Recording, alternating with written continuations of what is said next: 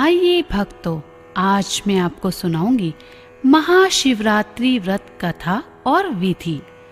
देवों के देव भगवान भोलेनाथ के भक्तों के लिए श्री महाशिवरात्रि का व्रत विशेष महत्व रखता है।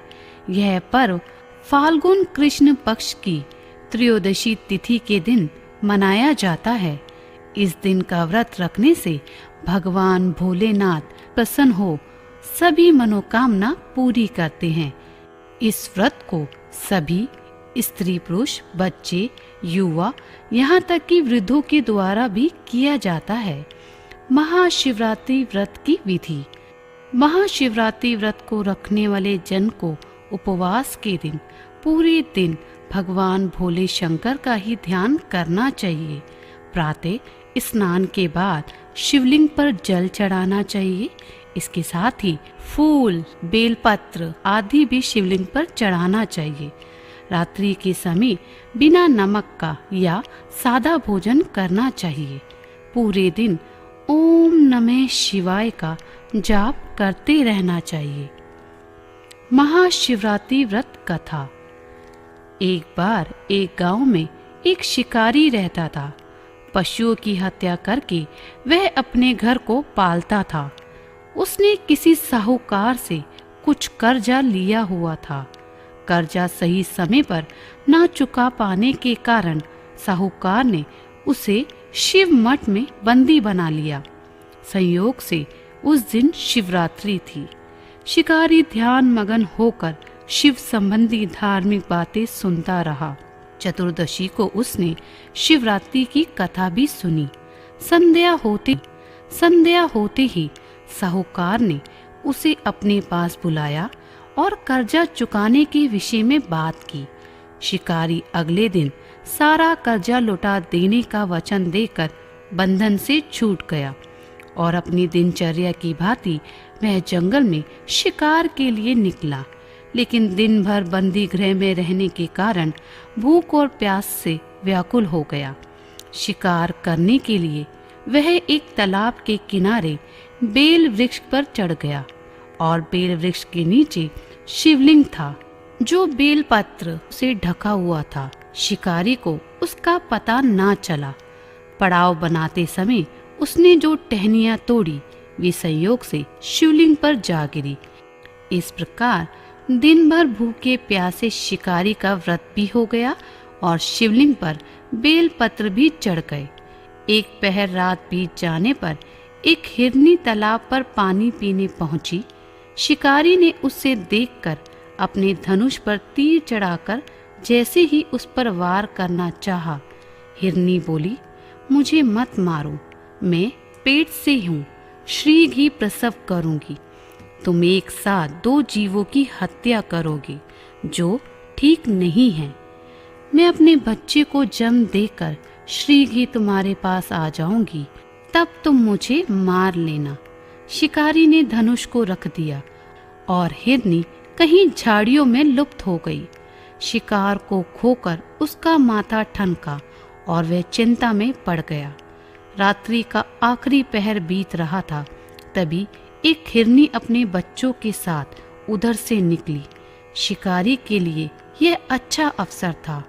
उसने धनुष पर तीर चढ़ाने में अब देर ना लगाई।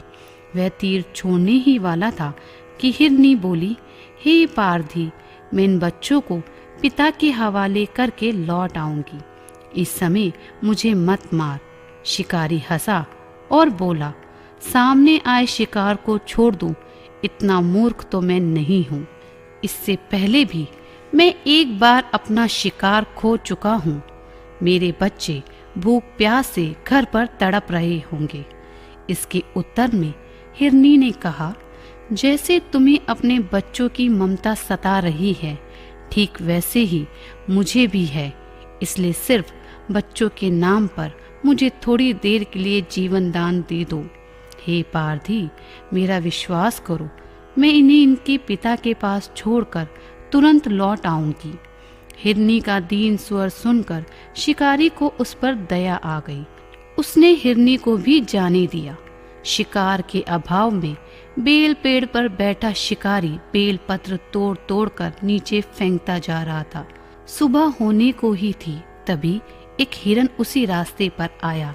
शिकारी ने सोच लिया कि इसका शिकार तो वह जरूर करेगा। शिकारी को देखकर ही हिरन विनती भरे स्वर में कहने लगा, हे भाई, यदि तुमने मुझसे पूर्व आने वाली 3 हिरनी तथा छोटे छोटे बच्चों को मार डाला है तो मुझे भी मारने में विलंब ना करो, ताकि उनके वियोग में मुझे एक क्षण भी दुख ना सहना पड़े। मैं उन हिरनियों का पति हूँ। यदि तुमने उन्हें जीवन दान दिया है तो मुझे भी कुछ क्षण जीवन दान देने की कृपा करो। मैं उनसे मिलकर तुम्हारे सामने आ जाऊंगा। हिरन की बात सुनते ही शिकारी के सामने पूरी रात की घटना घूमने लगी। उसने सारी कहानी हिरन को सुना दी। तब हिरन ने कहा, मेरी पत्नियां जिस प्रकार वापस आने का वचन देकर गई हैं, मैं भी तुम्हें वचन देता हूँ कि मैं वापस आऊंगा, पर एक बार मुझे मेरी पत्नियों से मिलने दो। शिकारी को दया आ गई और उसने हिरन को भी जाने दिया। उपवास, रात्रि जागरण तथा शिवलिंग पर बेलपत्र चढ़ाने से शिकारी का हिंसक हृदय निर्मल हो गया। धनुष तथा बाण उसके हाथ से छूट गए और उसका हृदय पिघल गया। उसने अपने अतीत के कर्मों को याद किया और पश्चाताप की ज्वाला में जलने लगा। थोड़ी ही देर बाद हिरन और उसका पूरा परिवार शिकारी के सामने आ गया ताकि वह उनका शिकार कर सके। पक्षियों की इतनी सत्यता और प्रेम भावना को देखकर शिकारी को बड़ी ही हैरानी हुई।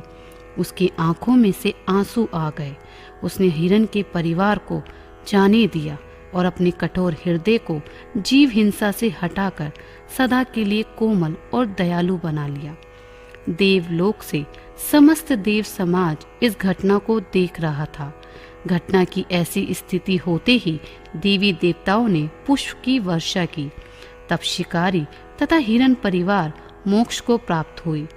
अनजाने में शिवरात्रि के व्रत का पालन करने पर भी शिकारी को मोक्ष की प्राप्ति हुई। जब मृत्यु काल में यमदूत उसके जीव को ले जाने आए तो शिवगणों ने उन्हें वापस भेज दिया और शिकारी को शिवलोक ले गए। शिकारी की कथा अनुसार महादेव तो अनजाने में किए गए व्रत का भी फल देते हैं। तो हे भक्तों, यदि आप भी शिवरात्रि का व्रत विधि पूर्वक करते हैं तो भगवान शिव आपकी सभी मनोकामना पूरी करते हैं।